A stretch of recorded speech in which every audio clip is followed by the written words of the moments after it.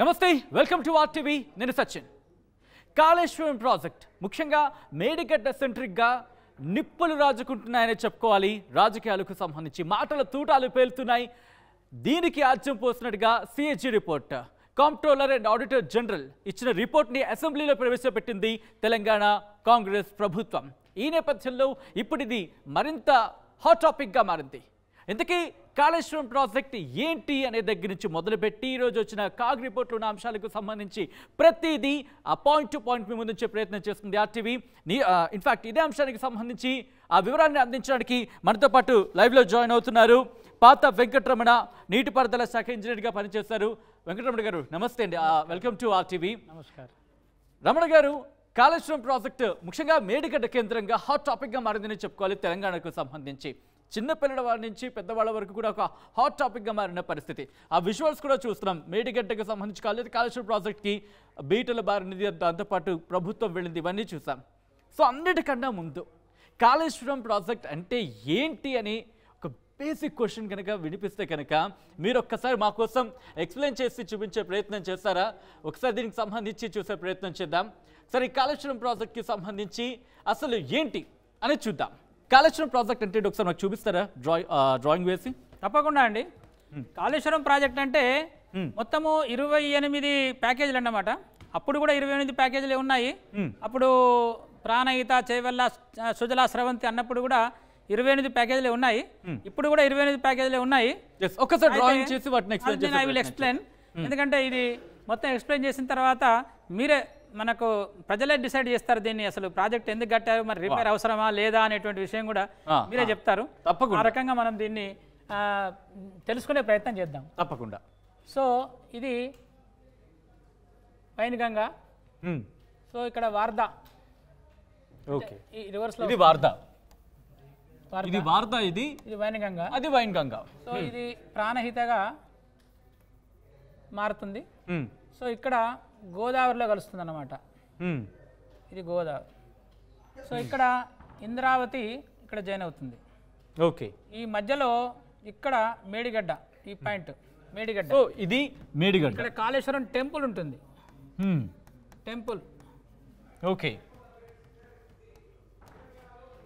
ఇది ఇంద్రావతి ఇది Indravati okay so మీరు చూడొచ్చు ఇది వార్దా ఇది వైన్గంగా ఇది మేడిగడ్డ ఇది కాళేశ్వరం ఇది ఇంద్రావతి ఇక్కడ ఇచ్చంపల్లి అనే ఒక ప్రాజెక్టు నిజాం పీరియడ్ లో అప్పుడు మొదలు పెట్టారు ఇచ్చంపల్లి అంటే ఇప్పుడు ఇది ఇంకా డ్రాప్ కాలేదు ఇప్పుడు కూడా ఇక్కడ నుంచి లింక్ చేసి మనము నీళ్లు డైవర్ట్ అంటే ఇప్పుడు దీనికి ఒక ప్రాజెక్టు సెంట్రల్ గవర్నమెంట్ ఎన్డబ్ల్యూడి లోపల ఇచ్చంపల్లి టు లింకింగ్ ప్రాజెక్ట్ ఉంది ఇప్పుడు దీంట్లో ఇది కూడా మనము ఒప్పుకున్నట్టు అయితే ఇది కూడా మన ఇచ్చంపల్లిని మనం దీన్ని మళ్ళీ మన ఇచ్చంపల్లి అనేది తెలంగాణ యొక్క చిరకాల కోరిక అన్నమాట అయితే మనం మర్చిపోయాం మధ్యలో దానికోసం ఎంతోమంది ఇంజనీర్లు కూడా ప్రాణాలు కోల్పోయారు అక్కడ ఇప్పటికీ స్ట్రక్చర్స్ నేను మొన్న వెళ్ళొచ్చాను అక్కడ ఇప్పటికి కూడా స్ట్రక్చర్స్ ఉన్నాయి అప్పుడు కట్టినటువంటివి అప్పుడు ఏదో ఒక రోగం వచ్చి మలేరియా లాంటి ఒక రోగం వచ్చి మన కలరా లాంటి రోగం వచ్చి అక్కడ ఇంజనీర్లు కూడా చచ్చిపోయారంట వర్క్ చచ్చిపోయారు అందుకోసం ఆ ప్రాజెక్ట్ నిజాం పీరియడ్ లోపల దాన్ని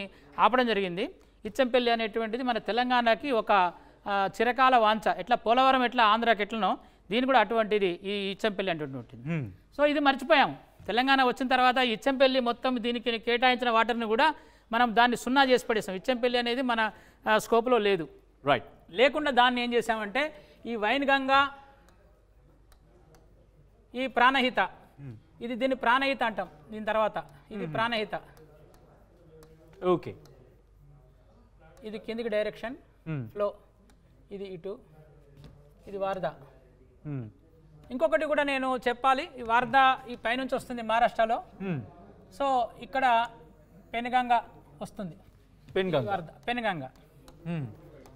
పెనుగంగా ఇక్కడ కలిసి వారదాలో కలిసి ఇక్కడ వారద మళ్ళీ వైనగంగా కలిసి ప్రాణహితలాగా మారుతుంది సో మనం సబ్ బేసిన్లో చేసినప్పుడు ఈ ప్రాణహిత వైనగంగా కలిపి ఒకటే సబ్ బేసిన్ చేసాం ఈ బేసిన్ నంబర్ 9 G9 పేరు మొత్తం G12 మొత్తం 12 సబ్ బేసిన్లు ఉన్నాయి దీన్ని భాగించాం మనం మొత్తం G12 అంటే ఇది 9వది G9 అన్నమాట ఈ యొక్క ప్రాణహిత సబ్ బేసిన్ ఇది G8 G7 ఇది ఓకే. అట్లనే గోదావరిలో ఇప్పుడు ఇక్కడ ఈ గోదావరి లోపల ఇది గోదావరి G5, ఇది మధ్య గోదావరి G5. సో ఇక్కడ G1 అంటే అప్పర్ గోదావరి, ఇది ఇక్కడ G5. సో ఇక్కడ దీని తర్వాత ఎక్కడైతే ఇంద్రావతి కలిసిన తర్వాత, ఇక్కడ ప్రాణహిత కలిసిన తర్వాత దీన్ని G10 అంటాం. ఏంటంటే G1 G2 ఏంటండి ఇవన్నీ? ఇవన్నీ సబ్ బేసిన్లు అన్నమాట. ఒక మొత్తము గోదావరి బేసిన్ని 12 భాగాలు చేశారన్నమాట. ఓకే. ఈ వాటర్ అవైలబిలిటీ గురించి, దీని యొక్క మనకి ఎంత నీళ్లు దొరుకుతాయి, 75% ఈల్డ్ లెక్కేస్తాం మనం. మొత్తము 40 years తీసుకొని దానిలో 30 years మనకు సక్సెస్ అయ్యేటువంటి ఈల్డ్ అనమాట. 10 years ఫెయిల్ అయినా కానీ ప్రాజెక్టు మనకు 30 years ఫెయిల్ అయినా కానీ 30 years పాస్ అయితే చాలు. సో అట్లా 30 years పాస్ అయ్యేదాన్ని 75% ఈల్డ్ అంటారు దాన్ని. ఓకే. ఈ 75% ఈల్డ్కి మనం ప్రాజెక్టులు డిజైన్ చేసుకుంటాం. అయితే అది అనేది మనకు ఎకనామికల్గా ఉంటుంది. తర్వాత మనకు బీసీ రేషియో కూడా వస్తుంది అన్నమాట. దాంతో నీళ్ళ అవైలబిలిటీ అంటే ఒక 3 ఏళ్ళు పాస్ అయినా కానీ, 1 ఏళ్ళు ఫెయిల్ అయినా కానీ, సక్సెస్ కాకున్నా కానీ 3 ఏళ్ళు మనం పాస్ అవుతాం అన్నమాట. సో ఈ వైన్గంగా, వార్ధ కలిసి ప్రాణహిత, ఇప్పుడు ఇక్కడ ఇది తెలంగాణ బార్డర్ అన్నమాట. ఇక్కడ నుంచి ఇది Telangana border. So okay. So ఇది తెలంగాణ బార్డర్. ఇది ఇది ఇది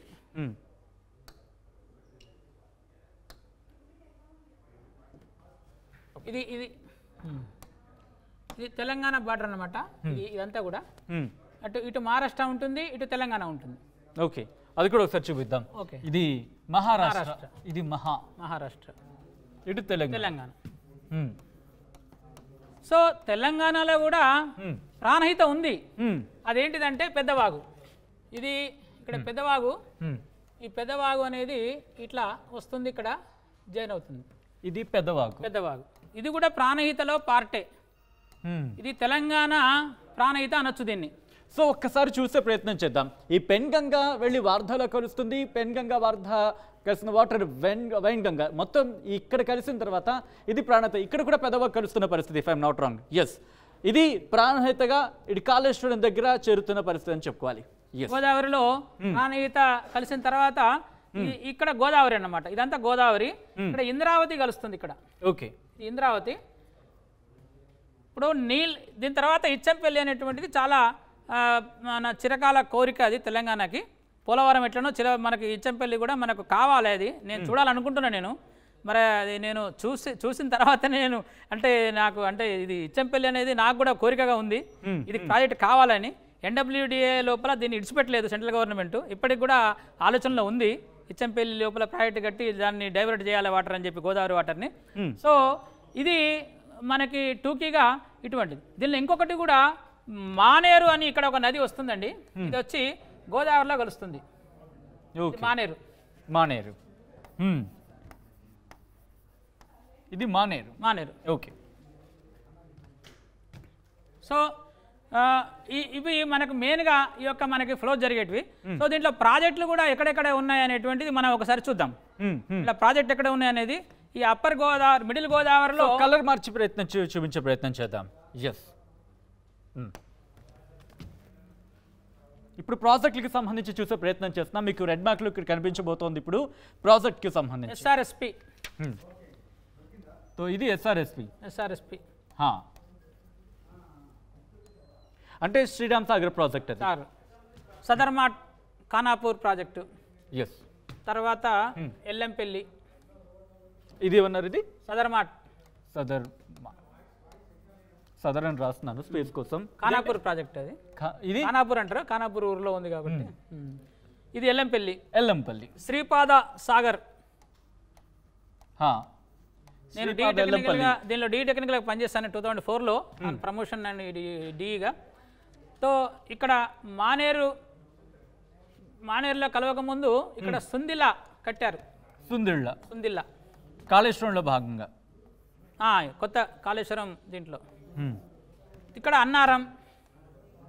సో ఇది అన్నారం అంటే మానేరు కలిసిన తర్వాత అన్నారం. ఓకే, మానేరుకి ముందు సుందిళ్ళ, మానేరు తర్వాత అన్నారం, ఇలా గుర్తుపెట్టుకోవచ్చు. ఇది Medigadda.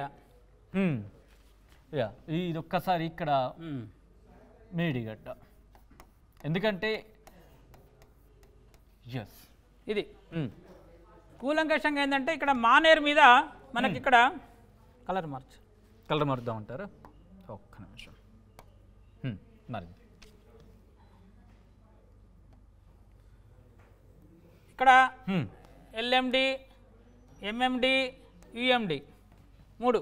LMD, MMD mid Maner dam, UMD upper Maner dam. So మొత్తం 28 ప్యాకేజీలు టోటల్గా. 28 ప్యాకేజీలు అంటే ఒక్కొక్క ప్యాకేజీ దాదాపు ఒక 1000 కోట్లు ఉంటుందన్నమాట. ఓకే. ఒక ప్యాకేజ్ అంటే దాదాపుగా 1000 కోట్లకు అటు ఇటు. అప్పుడు మొదట్లో 1000 కోట్లు ఉండేది. ఇప్పుడు కాస్ట్ పెరిగింది కాబట్టి ఇప్పుడు కాస్ట్ కూడా మారిపోయింది. అది ఇక్కడ ఈ ప్రాణహిత ఇక్కడ ఆల్రెడీ ఏం చేశారంటే ఇక్కడ 70 కిలోమీటర్లు ఇక్కడ కాలువ తవ్వారు. కలర్ మార్చేసి రైట్. ఒక్కసారి దీన్ని కంటిన్యూ చేసే ముందు ఎవరైనా కనుక, ఎందుకంటే ఇది చాలామంది సివిల్స్కి ప్రిపేర్ అవుతూ ఉంటారు, జనరల్ నాలెడ్జ్ కోసం ప్రిపేర్ అవుతూ ఉంటారు కాబట్టి వాళ్ళకి సంబంధించి ఎవరైనా ప్రింట్ తీసుకోవాలనుకుంటే కనుక ఒక్కసారి మీరు అలా వెళ్ళండి, నేను ఇలా ఇటు వెళ్తాను. ఇది స్క్రీన్ షాట్ తీసుకొని మీ దగ్గర పెట్టుకునే ప్రయత్నం చేసుకోండి. ఎందుకంటే మీకు జనరల్ నాలెడ్జ్ క్వశ్చన్స్ ఎవరైనా అడగాలనుకున్నప్పుడు మీరు తక్కువని ప్రిపేర్ అవ్వాలనుకుంటే కనుక వెంటనే మీకు ఇది ఒక నోట్స్ కింద పనికొస్తుంది. కాబట్టి ఒకసారి క్లోజ్ షాట్లో మీకు చూపించే ప్రయత్నం చేస్తుంది ఆర్టీవీ.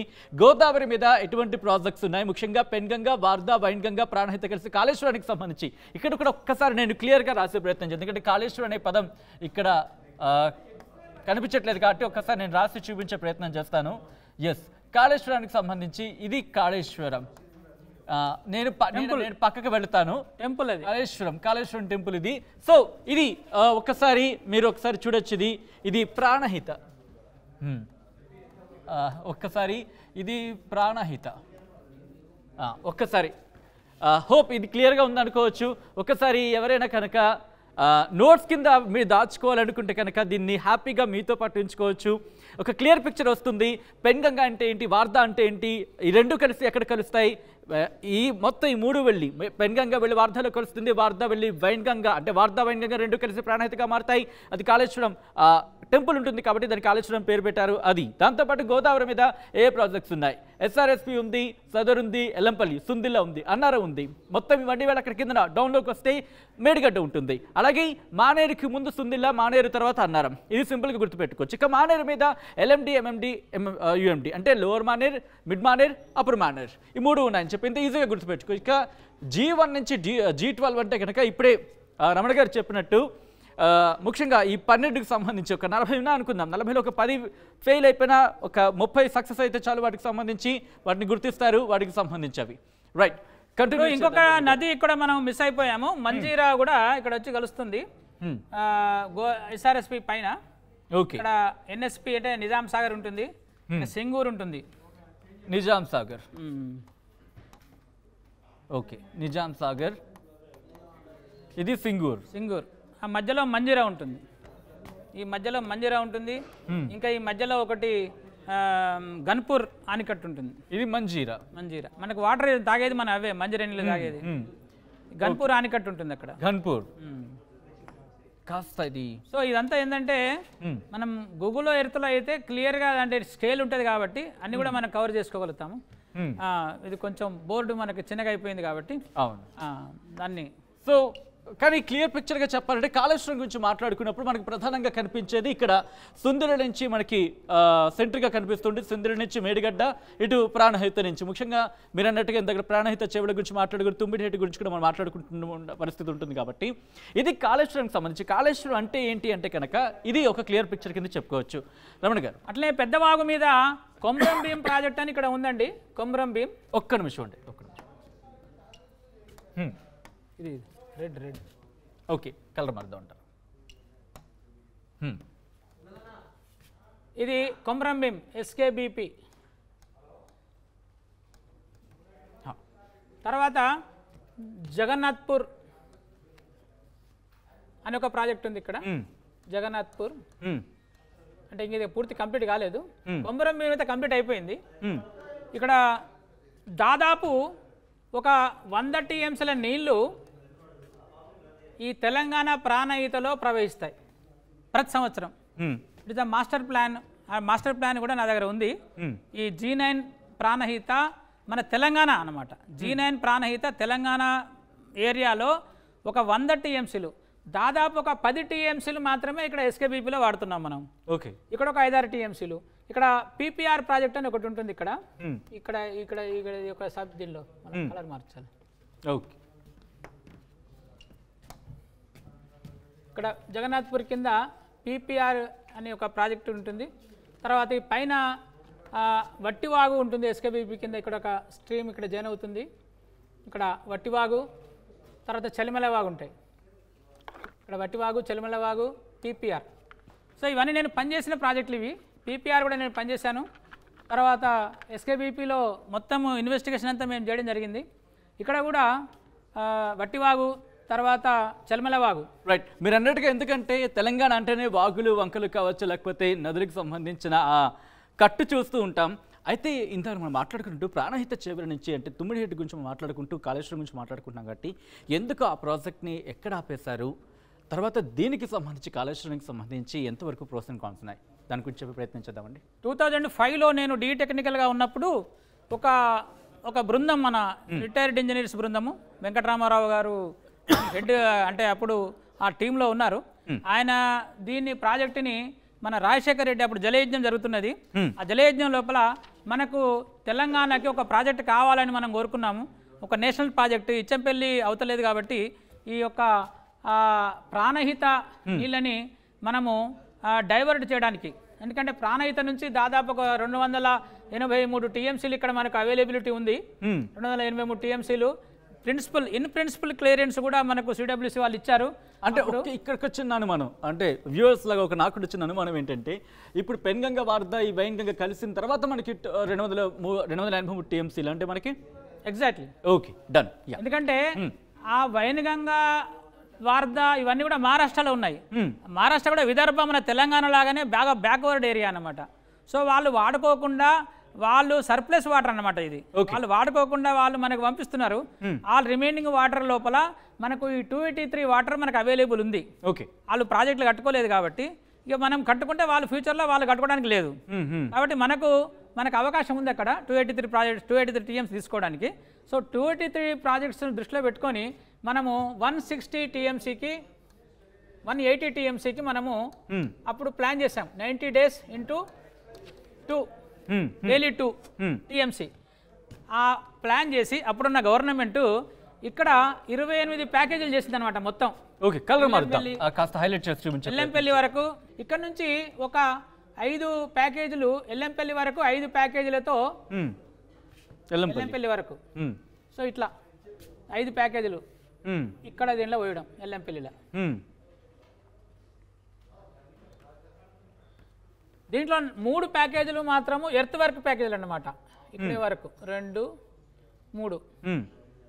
తర్వాత ఈ 4వ అంటే 3వ ప్యాకేజ్ ఇది ఈ ప్రాజెక్ట్ 1 ప్యాకేజ్ 1 ప్యాకేజ్ 2 ఈ 2 ఎర్త్ వర్క్.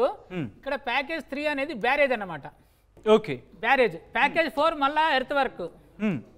ప్యాకేజ్ 5 అనేది పంపింగ్ అన్నమాట. ఇది ఓన్లీ టోటల్గా పైపులు అన్నీ కొనిపెట్టారు. మొత్తం 1000 కోట్ల పైపులు కొనిపెట్టారు అది. సో ఆ పైపులను అట్లే ఉంచారు. ఈ కాలువ తవ్వి పెట్టారు మొత్తం 70 కిలోమీటర్లు.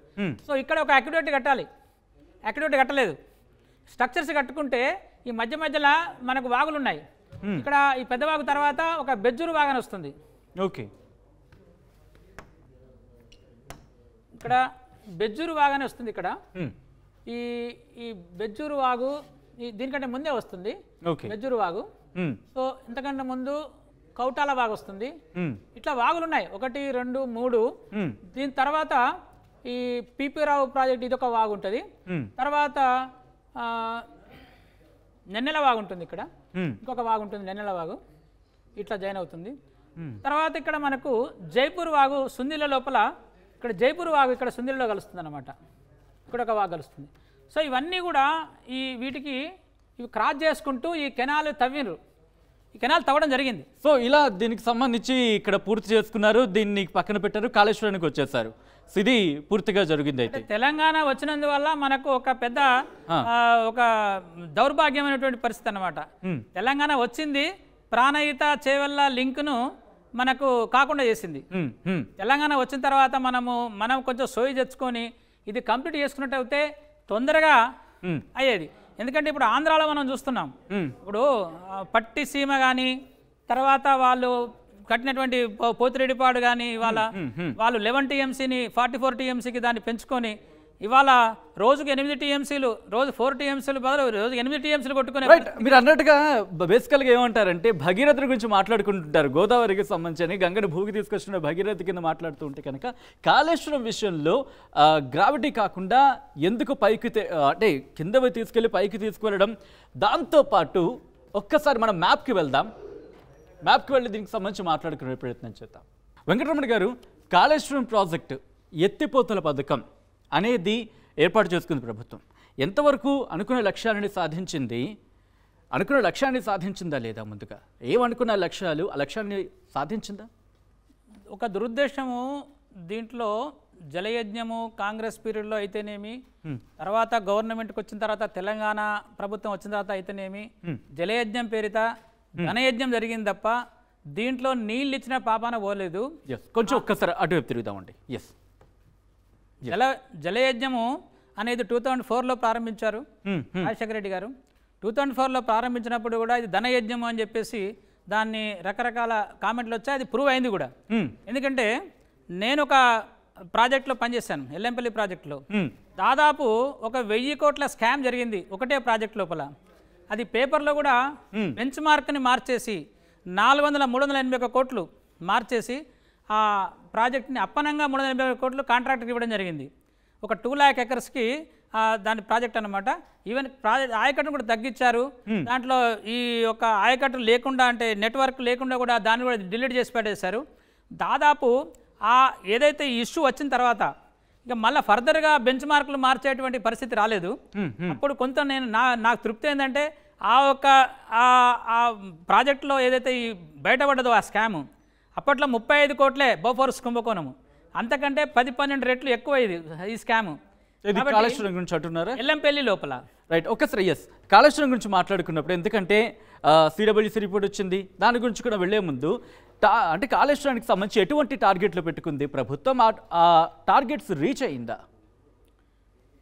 కాళేశ్వరం మనం చూస్తున్నాము, ఇప్పుడు 3-4 ఏళ్ల నుంచి మనము ఏదైతే మనం పంపు చేయగలుగుతున్నా, ఎంత పంపు చేసామనేది మనం చూస్తూనే ఉన్నాము. డైలీ 2 TMC పంపు చేయాలి, 90 days పంపు చేయాలి. 90 days పంపు చేయలేదు మనం ఎప్పుడు కూడా. దాదాపు ఒక 60 TMCలు మ్యాక్సిమం అయితే 60 TMCల కంటే ఎక్కువ ఒక ఇయర్ లోపల మనం చేయలేకపోయినాము. 60 TMCలు చేస్తే కూడా ఎల్లంపల్లి లోపల మళ్ళీ నీళ్లు వరద వచ్చిన తర్వాత మళ్ళీ ఆ నీళ్ళను మనం కిందికే తీసుకోగలిగినాము. ఈ యొక్క ఎత్తిపోతల అనేది రివర్స్ పంపింగ్ అనేది ఇది తిప్పిపోతలనే అయింది. ఇది అందరూ మామూలుగా ప్రజలందరికీ తెలిసిపోయింది ఇది.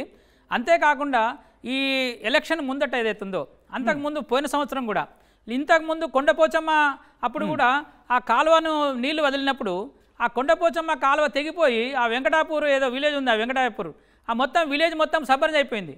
అప్పుడు ఆ ENC గారు ఏం చెప్పారంటే, ఈ కాలువ ఇది ఒక్కటే కాదు, ఇంకా చాలా దిగేటివి ఉన్నాయి, ఇది పెద్ద ప్రాజెక్టు, ఏమైనా జరగవచ్చు, కాలువలు ఉన్నప్పుడు గంటలు పడతాయి, కాలువ గంటలు పడిపోతే ఎక్కడికి పడతాయి అని చెప్పేసి ఒక డైలాగ్ కొట్టడం జరిగింది. సో ఇటువంటి ఒక బాధ్యతారహితంగా ఈ యొక్క ప్రాజెక్టుల నిర్మాణం జరిగింది. అప్పటి చూస్తూనే ఉన్నాం మనం. కొండపోచమ్మ కాలువ, ఈవెన్ కొండపోచమ్మ కానీ, తర్వాత మల్లన్న సాగర్ ప్రాజెక్టు కానీ, తర్వాత ఈ మిడిమానేరు కానీ, నేను మిడిమానేరు కూడా వెళ్ళాను. నేను మిడిమానేరు లోపల 1 సంవత్సరం నీళ్ళు నింపారు, 27 TMCలు నీళ్ళు నింపితే తెల్లవారి దాన్ని ఖాళీ చేశారు. ఎందుకు ఖాళీ చేశారంటే ఆ నీళ్లు దానిలో ఆగడం లేదు, దానికి ఆల్రెడీ బొంగలు పడి నీళ్ళు మొత్తం ప్రవహిస్తున్నాయి. కింద ఉన్న వాళ్ళు మమ్మల్ని ఖాళీ చేయండి, మేము ఇక్కడ ఉన్నామంటున్నారు వాళ్ళు. గడపార వేస్తే కూడా నీళ్ళు ఊరుతున్నాయి అక్కడ నీళ్లు. అంటే ఇటువంటి ప్రాజెక్టులు కట్టేటప్పుడు దాని ముందు చెకింగ్లు ఉంటూ ఉంటాయి. ముఖ్యంగా ఇదే అంశాన్ని CWC కూడా ప్రస్తావించిన అంశాన్ని CAG కూడా చెప్పింది. ఎగ్జాక్ట్లీ. అంటే ఎటువంటి చెకింగ్లు ఉండవా? ఇంజనీర్స్ ఎటువంటి చెకింగ్లు చేయరా? ఇవన్నీ కూడా ఈ యొక్క నిర్లక్ష్యం కారణంగా ఇదొక వార్ ఫూటింగ్ ఏదైతే ఇదొక ఈ గూగుల్ మ్యాప్లలో బొమ్మలు చూసి, ఇప్పుడు మనం ఎట్లా గూగుల్ మ్యాప్లో చూస్తున్నామో ఈ రకంగా చూసి ప్రాజెక్ట్ డిజైన్ చేస్తే ఇట్లనే ఉంటుంది. తర్వాత వర్క్ జరిగేటప్పుడు కూడా మనము వేసేటప్పుడు, మట్టి వేసేటప్పుడు రోలర్తో తొక్కించేటప్పుడు 0.45 అంటే ఏదైతే 1.5 feet కంటే ఎక్కువ లేయర్ వేయొద్దు. సో వేసిన తర్వాత ఇప్పుడు దీంట్లో మిడిమానేర్లో జరిగింది ఏంటంటే కాంట్రాక్టర్లు మారినరు. కాంట్రాక్ట్లో మారిన తర్వాత ఏమవుతుంది, ఆ ఒక సీజన్ తర్వాత మీదికెళ్ళి నీళ్ళు పోయినప్పుడు ఆ మీదంతా లూజ్ సాయిల్ ఏర్పడుతుంది. సో ఆల్రెడీ కాంట్రాక్టర్ పేమెంట్ తీసుకున్నాడు కాబట్టి ఆ పని వాడు చేయడిగా. సో ఆ లూజ్ మీదనే మళ్ళీ ఇంకొక లేయర్ వేయడము, ఆ రకంగా ఈ మిడిమానేర్ లోపల ఇప్పటికి కూడా ఐ విల్ ఛాలెంజ్ ఇట్. మిడిమానేర్లో నీళ్లు 27 TMC నింపి ఇప్పుడు కూడా నీళ్లు పారుతూనే ఉన్నాయి. ఇప్పటికి కూడా వీనాచులు పెడితే కనీసం 10 వీనాచులు అంటే ఒక ఫీట్ వీనాచులకి వెళ్ళి నీళ్ళు పారుతూనే ఉన్నది. అంటే లీకేజ్ అన్నమాట. It is not seepage. Seepage అంటే కొంచెం కొంచెం ఉంటే సీపేజ్ అంటారు. లీకేజ్ అంటే మనము ఎక్కువ అయినప్పుడు అది లీకేజ్ అవుతుంది. సో అది కూడా ఒకటేసారి తెగదు అది, కానీ కొన్ని సంవత్సరాలు పడుతుంది. ఖచ్చితంగా మిడిమానేర్ లోపల మనం ఫుల్ కెపాసిటీ నీళ్ళు ఉంచలేము. ఇది నేను ఎప్పుడో చెప్పాను అక్కడ, అప్పుడు పోయినప్పుడే నేను చెప్పడం జరిగింది. మిడిమానేరు కూడా అది నడవంత్రపు మానేరు అని చెప్పి నేను చెప్పాను. అది నడవంత్రపు సిరి అది అంతే. అంటే ఈ రకంగా ప్రతి ప్రాజెక్టులో ప్రతి ప్యాకేజ్ లోపల మేడిగడ్డ ఒకటే కాదు, మేడిగడ్డ 3 పిల్లర్లే కాదు, అంటే దీంట్లో స్ట్రక్చర్ లోపాలు ఉన్నాయి, దాంతోపాటు డిజైన్ లోపం ఉంది అనేది కూడా ప్రధానంగా వినిపిస్తున్న మాట. అంటే ఎటువంటి స్ట్రక్చర్ లోపం ఉంది, ఎటువంటి డిజైన్ లోపం ఉంటుంది, రీస్ట్రక్చర్ చేయడమే లేదా రీఇంజనీరింగ్ చేయడమే దీనికి తప్ప. దానికోసము 17 కోట్లు ఖర్చు పెట్టారు మిడిమానేర్లో. ఖర్చు పెట్టి గ్రౌటింగ్ చేశారు, సిమెంట్ గ్రౌటింగ్ అంటారు. ఒకసారి మ్యాప్స్ దగ్గరికి వెళ్ళి చూసే ప్రయత్నం చేద్దాం. ఒక్కసారి ఇక్కడ చూపించే ప్రయత్నం చేయండి, ఎక్కడికి సంబంధించి ఎక్కడ ఏంటి అనేది. మిడిమానేరు ఇప్పుడు ఇక్కడ ఉంటుందండి కరీంనగర్ దగ్గర. ఇది LMD, ఇది LMD, ఇది కరీంనగర్ దగ్గర ఉన్నది. సరే ఇక్కడ ఉంటుంది అనుకుందాం. ఓకే, పైన మిడిమానేర్ ఉంటుంది సిరిసిల్ల దగ్గర ఇక్కడ. ఓకే, ఇది LMD అండి. ఇది LMD, ఇది మిడిమానేరు, ఇది MMD. ఇక్కడ రాయడానికి మనకు బెస్ట్ లేదు. సో ఇక్కడ అంటారు మీరు, చెప్పండి. ఈ మిడిమానేరుని నింపలేం. దానికి కారణం ఏంటంటే కాంట్రాక్టర్ ఏజెన్సీ మారినరు. ఒక్క ఏజెన్సీ కాదు, దాని పేరు రాజరాజేశ్వర అని పెట్టారు పేరు. ఇది ఒక పెద్ద కుట్ర. అన్నిటికీ మేడిగడ్డ అంటే లక్ష్మి, సరస్వతి, పార్వతి అన్ని దేవుళ్ళ పేర్లు పెట్టారు. మొత్తం ఈ అన్నిటికీ ఒక దేవుని పేరు పెట్టారనమాట. దీని కూడా రాజరాజేశ్వర స్వామి దేవుని పేరు పెట్టారు. అన్ని జీవోలు తీసిపడేశారు దీనికి. సో అంటే వీటికి సంబంధించి ఎటువంటి డిజైన్, మళ్ళీ ఈ క్వశ్చన్ అడగడం జరుగుతుంది, ఎటువంటి డిజైన్ లోపం ఉంది, ఎటువంటి స్ట్రక్చర్ లోపానికి సంబంధించి ఈ ప్రాజెక్ట్ ఇటు అదే డిజైన్ లోపమే కాదు, స్కోప్ నుంచి మొదలుకుంటే, స్కోప్ అంటారు ఫస్ట్. స్కోప్ అంటే ఏంది, నువ్వు 2 బెడ్రూమ్ కట్టుకోవాలనుకున్నావా, 3 బెడ్ కట్టుకున్నావా, దిస్ ఇస్ ద స్కోప్. దీనికి కూడా ప్రతి దానికి ఒక స్కోప్ ఉంటుంది. ఇంజనీరింగ్ స్కోప్, మనము ఏదో ఒక స్కోప్ ఉద్దేశం ఉంటుంది. ఆ ఉద్దేశం కొని మనం ప్రాజెక్ట్ కడతాం. ప్రాణహిత చేవల కట్టినప్పుడు మనకు 16 లక్షల ఎకరాలకి మనం ఫస్ట్ దాని ప్రపోజల్ ఉండే. సో ఆ ప్రపోజల్తోని ప్రపోజల్ అనేది ముందు ఫస్ట్. దాని తర్వాత నేను 18 లక్షల ఎకరాలు కొత్త ఆయకట్టు, మళ్ళీ 18 లక్షల ఎకరాలు పాత ఆయకట్టు స్టెబిలైజేషను, ఇంకా దాన్ని కలిపి 45 లక్షల ఎకరాలకు నిలుస్తా. ఇటువంటి స్కోపులు మార్చుకుంటూ పోతే మనం ఏదైతే తవ్వినామో, ఇప్పుడు ఆల్రెడీ మనం 16 లక్షలు అనుకొని తవ్వినాం, మనం డైలీ 2 TMC అనుకొని తవ్వినాం మనం. సో ఆ కాలువ మనకు పనికి రాకుండా పోతుంది. దీనివల్ల ఏమవుతుంది, స్కోపులు మార్చుకుంటూ పోవడం అనేది దీనిలో పెద్ద తప్పు. ఇది చాలా పెద్ద తప్పు. ఇంకొక పెద్ద తప్పు ఏంటంటే, సో ఇక్కడ వెంకటరమణ గారు చెప్తోంది ఏంటంటే స్ట్రక్చర్లో కావచ్చు లేకపోతే డిజైన్లో కావచ్చు స్కోప్లు మార్చుకుంటూ వెళ్ళిపోయారు. ఇదే ఇక్కడ ప్రధానంగా జరిగిన తప్పు అనేది ఆయన అంటున్నారు. ఎగ్జాక్ట్లీ. స్కోప్ మార్చడం అనేది ఇప్పుడు మనం ఫస్ట్ డిసైడ్ చేసుకోవాలి. 2 బెడ్రూమా, 3 బెడ్రూమా, 4 బెడ్రూమా, 5 బెడ్రూమా అనేది. నేను 2 బెడ్రూమ్ కట్టిన తర్వాత మళ్ళీ నేను 3 బెడ్రూమ్ కట్టుకుంటా, నాకు ఇది పనికిరాదు ఈ 2 బెడ్రూమ్ అని చెప్పి ఇంకో సైట్కి వెళ్ళి ఇంకో కాలనీలో పోయి అక్కడ మళ్ళీ మొదలు పెట్టడం. అదే ఎటువంటిది ఎగ్జాంపుల్ ఇదన్నమాట. నాకు 2 బెడ్రూమ్ సరిపోదు, నాకు 160 TMC సరిపోవు, ఈ 9 నుంచి నాకు 160 TMC సరిపోదు అంటే ఎవడైనా పిల్లర్లు వేసి మనము స్లాబ్ వేసిన తర్వాత మనము వేరే కాడ పోయి మనం కట్టుకోము. ఇక్కడ కూడా అదే జరిగింది. సో ఇక్కడ తుమ్మిడిహెట్టి గురించి మీరు మాట్లాడుతున్నారు కాబట్టి ఇక్కడ దీనికి సంబంధించి సగం ఆల్రెడీ పూర్తయింది. గ్రావిటీ కెనాల్ అనే మాట వినిపిస్తోంది. పూర్తిగా గ్రావిటీ కెనాల్ అయినా మీడియా అదే ప్రాణహిత నుంచి తుమ్మిడిహెట్టికి సంబంధించి గ్రావిటీలో మనము 3 ప్యాకేజీలు గ్రావిటీ ఎర్త్ వర్క్ కెనాల్ ఉంది. దీని తర్వాత ఒక చిన్న లిఫ్ట్ అన్నమాట. ఒక 20 మీటర్స్ లిఫ్ట్ మనం అక్కడ పెట్టుకున్నట్టు అయితే అక్కడ LMPలో నీళ్లు పడతాయి. సో ఇది లింక్. అప్పుడు ఎంత TMC మనకి వాటర్ వచ్చేది? ఇక్కడ మొత్తం 160 TMC, డైలీ 2 TMCకే ఇవన్నీ ఏర్పాట్లు జరిగినాయి. Okay, daily 2 TMC కొట్టుకోవచ్చు.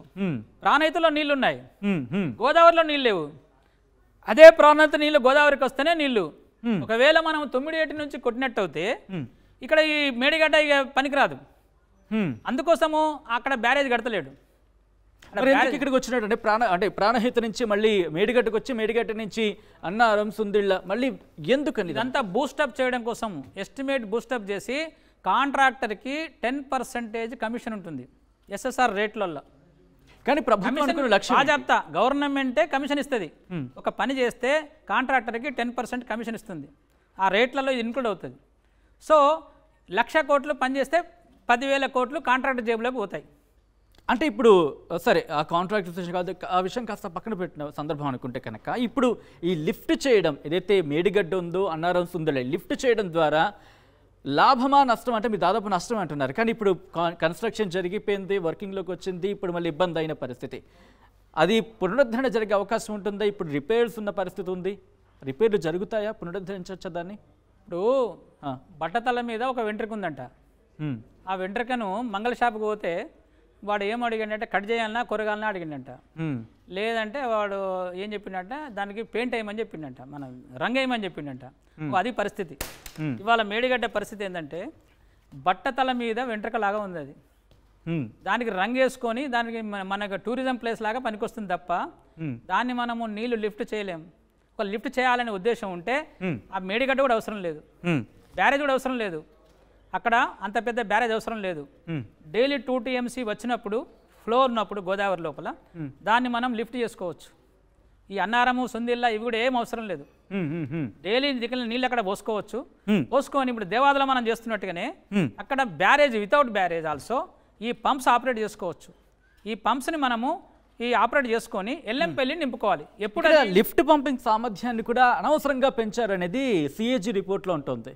సో ఇదే అంశం అంటే అవసరం లేదు అసలు లిఫ్ట్ పంపింగ్ అనేది. ముందు 2 TMCలకే దిక్కు లేదంటే మళ్ళీ 3వ TMC ఇంకేం లిఫ్ట్ చేస్తావు? మరి ముందు 2 TMCల పంపులే పని చేస్తలేవు, మళ్ళీ 3వ TMCని పెట్టి నేను లిఫ్ట్ చేస్తా అంటే 2 TMCలకే పని ఇస్తలేము మనం.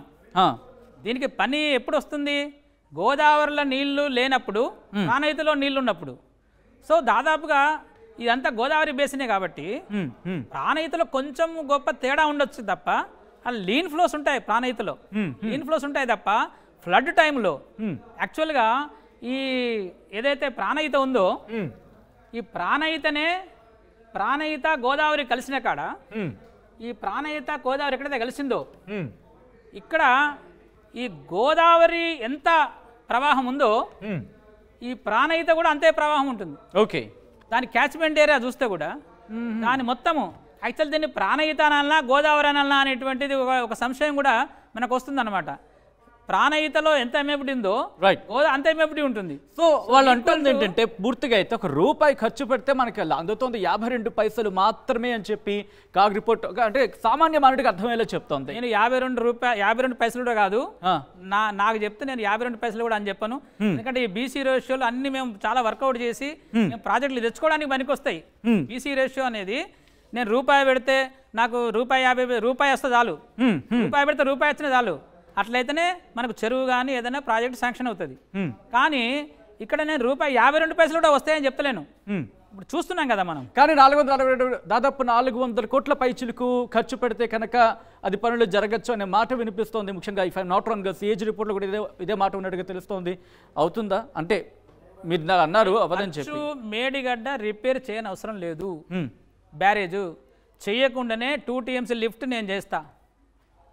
నాకు అప్ప చెప్తే నేను 2 TMC లిఫ్ట్ రోజు అంటే ఎన్ని రోజులు, ఒక 30 రోజులు 40 రోజులు 50 రోజులు ఆ ఫ్లో ఉన్నప్పుడు 2 TMC ఉన్నప్పుడు ఖచ్చితంగా లిఫ్ట్ చేసుకోవచ్చు వితౌట్ బ్యారేజ్ ఆల్సో. ఎందుకంటే దేవాదులు ఎట్లయితే మనం లిఫ్ట్ చేసుకుంటున్నామో ఇక్కడ కూడా మనం చేసుకోవచ్చు. మనకి ఈ ఇంకా ఎక్కువ రోజులు చేసుకోవాలంటే ఫ్లడ్ టైంలో కాకుండా ఈ ఫ్లడ్ టైం ఎందుకు ఆన్లైన్ రిజర్వాయర్స్ పెడతారు? మేడిగడ్డ ఎందుకు పెట్టాం మన స్టోరేజ్? ఆ బుడ్డ 16 TMCలు ఎందుకు పెట్టాల్సి వచ్చింది? 16 TMCలు అంటే ఎన్ని రోజులండి? ఒక మనకు డెడ్ స్టోరేజ్ తీసేస్తే ఒక 10-12 TMCలు లిఫ్ట్ చేసుకోవచ్చు. ఈ 10-12 TMCలు అంటే ఏంది? 6x2 రోజు 2 TMCలు అంటే 6 రోజులకు పనికి వస్తుంది పైనుంచి నీళ్ళు రానప్పుడు. ఇప్పుడు అట్లా కాకపోతే 3 TMCలు అంటే 5 రోజులకు పనికి వస్తుంది అంతే. ఆన్లైన్ రిజర్వాయర్స్ మనం ఎందుకు పెట్టుకుంటామంటే ఎక్కడైనా ఫ్లడ్ రానప్పుడు ఇది యూటిలైజ్ చేసుకోవడం, ఎక్కడైనా బ్రేక్ కాకుండా ఈ యొక్క ఫ్లడ్ రానప్పుడు ఈ మేడిగడ్డ లోపల నీళ్లు స్టోరేజ్ ఉంటే అప్పుడు మనకు 5 days రాక దానికి ఫ్లడ్ రాకున్నా కానీ మనకు లిఫ్ట్ చేసుకోవడానికి అవకాశం. ఇప్పుడు ఏంటి మనకి ప్రత్యామ్నాయం ఏమైనా కనిపిస్తోందా? కాళేశ్వరం ప్రాజెక్టు రిపేర్ కాదు అంటున్నారు. అటువంటి పరిస్థితి మీరు చెప్తున్న నేపథ్యంలో ప్రత్యామ్నాయం ఏంటి? ఒకటండి, ఎల్లంపల్లి ప్రాజెక్టుగా దీన్ని పేరు మార్చాలి. No more Kaleshwaram project. It is not Kaleshwaram project. It should be ఇంకొక ఆఫ్ షూట్. ఇంతకుముందు ప్రాణహితను పక్కన పడేశారు. ప్రాణహిత మొత్తం 5 ప్యాకేజీలు పక్కన పడేశారు. సో నేను ఈ 5 ప్యాకేజీలు కూడా పక్కన పడేస్తా. నేను ఒక ఈఎన్సీని అయితే నేను ఒకవేళ నాకు ఆ పదవి ఇస్తే నాకు అంటే పవర్ అప్ప చెప్తే ఈ 5 కూడా నేను ఒక్క పైసా కూడా ఖర్చు పెట్టాను. ఎల్లంపల్లిలో 100 టీఎంసీల నీళ్లు మనకు అవైలబుల్, 400 టీఎంసీల నీళ్ళు వస్తాయి ఎల్లంపల్లికి. సో దానిలో కనీసం 100 టీఎంసీలు, దానికి 65 టీఎంసీలు డిపెండబిలిటీ ఉంది ఎల్లంపల్లి లోపల. ఆ 65 టీఎంసీలను మనము లిఫ్ట్ చేసుకోవడానికి అరేంజ్మెంట్లు చేసుకోవచ్చు ఎల్లంపల్లి ప్రాజెక్ట్ లోపల. సో అడిషనల్గా ఇంకొక 100 టీఎంసీలకు కూడా మనము ఈ పంపులన్నీ తీసుకెళ్ళి ఎల్లంపల్లిలో పెట్టుకున్నట్టు అయితే ఇంకా ఆల్టర్నేటివ్గా కూడా మనము లిఫ్ట్ చేసుకొని మనం ఏదైతే స్టోరేజ్లు కట్టామో, మల్లన్న సాగర్ కట్టాము, కొండపోచమ్మ కట్టాము, అంతకుముందు రంగనాయక సాగర్ కట్టాము. సో ఇవి ఒకవేళ నింపితే కూడా ఇవి ఉంటాయనే నమ్మకం లేదండి. మల్లన్న సాగర్ కూడా తెగిపోవచ్చు. డ్యామ్ బ్రేక్ అనాలిసిస్ అని ఉంటుంది ప్రతి రిజర్వాయర్కి. డ్యామ్ బ్రేక్ అనాలిసిస్ ఒకవేళ డ్యామ్ బ్రేక్ అయితే పరిస్థితి ఏంటిది? సిద్దిపేట ఉండదు, కింద ప్రాజెక్టులు ఉండవు, మల్లన్న సాగర్ తెగిపోయినట్టు అవుతాయి. సో ఇది అది కూడా ముందు దృష్టిలో పెట్టుకోవాలి. ఇవన్నీ కూడా కన్సాలిడేషన్ సరిగా లేదు ఎక్కడ కూడా. అన్నీ కూడా ఈ ఎర్త్ కమ్ రాక్ఫిల్ డ్యామ్స్ పెద్ద పెద్ద రాళ్లతోని ఆ డ్యాములు నింపారు. అంటే పూర్తి మేర ఎక్కడ కూడా చెకింగ్స్ జరగట్లేదు, పూర్తి స్థాయిలో కన్సాలిడేషన్ జరగాలి. దాన్ని మనకు 98% ప్రాక్టర్స్ డెన్సిటీ అంటారు. ఇది అంటే 98% కన్సాలిడేటివ్ ఉండాలి. మామూలుగా నేచురల్ ఎర్త్ ఎట్లుందో అట్లా దాన్ని పట్టుకురావాలి. ఒక 2% తక్కువ ఉన్నా కానీ 98% ప్రాక్టర్ డెన్సిటీకి దీన్ని డ్యామ్ను పట్టుకురావాలి. సో ఎక్కడ కూడా ఈ రోలింగ్ సరిగా జరగలేదు. ఇప్పుడు ఆ మిడిమానేరు పరిస్థితి కూడా అదే. కాంట్రాక్టర్లు మారారు, ఆ కాంట్రాక్టర్ చేసిపోయిన తర్వాత ఇంకో కాంట్రాక్టర్ వచ్చాడు. సో ఆ మధ్యది అంతా లూజ్ మట్టి అట్లనే ఉంది కాబట్టి ఇవాళ లీకేజ్లు అవుతున్నాయి. అక్కడ సీపేజ్ కాకుండా లీకేజ్ అవుతున్నది. వాళ్ళ మనం ఇప్పుడు పోతే కూడా అక్కడ మనకు కనబడుతుంది. ఈవెన్ గ్రౌటింగ్ చేశారు 17 కోట్లు ఖర్చు పెట్టి. మేము పోయిన తర్వాత ఇట్లా చెప్పంగానే మిడిమానేరులో 17 కోట్లు ఖర్చు పెట్టి సిమెంట్ గ్రౌటింగ్ చేస్తే కూడా ఇవాళ కూడా ఒక 10 వీనాచులు పెట్టారు. ఆ వీనాచులు మొత్తం 1 ఫీట్ హైట్తోని ఆ నీళ్లు బొలబొల పోతూనే ఉన్నాయి. ఆ కింద ఉన్నటువంటి ఊరు వాళ్ళు మేము ఇక్కడ ఉండము, మా ఇళ్లలో నీళ్ళు వస్తున్నాయి, గడ్డపారతో ఇట్లా పొడిస్తే నీళ్ళు వస్తున్నాయి. సో అటువంటి సీపేజ్ అంటే కట్ ఆఫ్ ట్రెంచ్లు ఇవన్నీ సరిగా ట్రీట్మెంట్ చేయలేదు. సో ఈ మిగతావి కూడా కొండపోచమ్మ కానీ, మల్లన్న సాగర్ కానీ, తర్వాత కాలువలు కానీ ఇవన్నీ కూడా. ఇంకొకటి దీంట్లో మెయిన్ కెనాల్స్ మాత్రమే తవ్వాము మనం, రిజర్వాయర్స్ మాత్రమే తవ్వాము. అది కూడా ఓన్లీ లింకింగ్ ఈ కెనాల్స్ తవ్వాము అంతే. ఇంకా నెట్వర్క్ సిస్టము ఇంతవరకు కూడా 1 ఎకరాన్ని కూడా మనం చేయలేదు. రైట్ వెంకటరమణ గారు. సో మొత్తంగా అయితే మాత్రం కాళేశ్వరం ప్రాజెక్ట్కి సంబంధించి ఆయన చెబుతోంది ఒకటే, ఈ ప్రాజెక్ట్ ఇక పనికి రాదు, అయితే దీన్ని ఉపయోగించుకోవాల్సిన పద్ధతిని ఉపయోగించుకుంటే కనుక ఓకే, కానీ దీన్ని ఇక ముందు అనేది పూర్తి స్థాయిలో ఉపయోగించడం అనేది కాస్త ఇబ్బందికర వాతావరణం, ఇబ్బందికర పరిస్థితి అని చెప్తున్నారు. సో మొత్తంగా ప్రభుత్వం ఏం చేయబోతుంది, కాళేశ్వరం ప్రాజెక్ట్ అంశంలో ఏం చేయబోతుందనే ఒక ఉత్కంఠ మాత్రం కొనసాగుతోంది. అంటే ఒక విషయం ఏంటంటే బియాండ్ ఎల్లంపల్లి దాన్ని ఆప్టిమమ్ యూటిలైజేషన్ ఆఫ్ వాటర్. ఎల్లంపల్లిలో మనం 400 టీఎంసీలు వస్తున్నాయి కాబట్టి దాంట్లో కనీసం 100 టీఎంసీలను మనం లిఫ్ట్ అంటే ఇంకొక పంపులు తీసుకెళ్ళి అక్కడ పెట్టుకొని రోజు 3 టీఎంసీలు కొడతామా, 30 రోజులు ఇంటూ 3 90 టీఎంసీలు. సో ఆల్రెడీ పంపులు ఉన్నాయి. సో ఎక్స్ట్రా ఈ పంపులన్నీ కూడా అక్కడ షిఫ్ట్ చేసుకుంటూ అయితే మనకి ఇంకా లాభం ఉంటుంది. ఎల్లంపల్లి గోదావరి వాటర్నే. సో ఎల్లంపల్లి సెంట్రిక్ గా ప్రెసెంట్ ఆపరేషన్ జరిపిస్తే కనుక బెస్ట్ ఆప్షన్. ఎగ్జాక్ట్లీ ఎల్లంపల్లి ప్రాజెక్ట్గా దీని పేరు మార్చాలి. శ్రీపాద సాగర్ ఎల్లంపల్లి ప్రాజెక్ట్ ఇంతవరకు ఇనాగ్రేషన్ చేయలేదు, దాన్ని కంప్లీట్ అయిపోయింది. దాని యొక్క దీన్ని ఏమంటారు, దానికి ప్రాసెస్ అంతా దాని యానివర్సరీ మన కంప్లీషన్, దానికి ప్రారంభోత్సవం చేయలే, ఇంకా ఇప్పటివరకు చేయలే. ఎందుకంటే గవర్నమెంట్ మారింది కాబట్టి, 2014లో గవర్నమెంట్ వచ్చింది కాబట్టి. సో అప్పుడు కాంగ్రెస్ గవర్నమెంట్ కట్టింది కాబట్టి ఇప్పుడు ఈ గవర్నమెంట్ వాటిని కావాలని ఇంకా ఇంకొక కుట్ర కూడా ఉంది దీనిలో. ఎస్ఆర్ఎస్పి పునరుజ్జీవనం అది ఒక పెద్ద కుట్ర. దాంట్లో కూడా ఇవాళ ఎస్ఆర్ఎస్పి పునరుజ్జీవనం చేసే ప్రశ్నే లేదు, నీళ్లు తీసుకుపోయి పోసే ప్రశ్నే లేదు. అవన్నీ కూడా ఫెయిల్యూర్స్ ఉన్నాయి, అంత డిజైన్ ఫెయిల్యూర్స్ ఉన్నాయి, అది కూడా సక్సెస్ కాదు. ఇది కూడా ఒక ప్రాబ్లమే ఉంది. సో మొత్తంగా అయితే మాత్రం మీరు అంటుంది ఒకటే, ఎల్లంపల్లి సెంటర్గా దీన్ని ఎస్టాబ్లిష్ చేసుకుంటే కనుక ఇది బెస్ట్గా ఉంటుంది అంటున్నారు ఆప్షన్ అయితే. సో అది మొత్తంగా అయితే మాత్రం వెంకటరమణ గారు చెబుతోంది. ప్రస్తుతం కాళేశ్వరం ప్రాజెక్ట్కి అలా పాజ్ పెట్టేసి దానికి సంబంధించి కాకుండా ఎల్లంపల్లి సెంటర్గా పనులు కాస్త కేంద్రీకరించగలిగి దృష్టి సారించగలిగి అక్కడ కనుక ఆ సిస్టమ్ని, ఆ మోటార్ సిస్టమ్ని కనుక డెవలప్ చేయగలిగితే గోదావరి నీటిని ఒడిసి పట్టుకోవచ్చు అనే అభిప్రాయం అయితే మాత్రం ఆయన వ్యక్తం చేస్తున్నారు. సో ప్రభుత్వం ఏం చేయబోతుంది కాళేశ్వరం అంశానికి సంబంధించి మాత్రం ఆ ఉత్కంఠ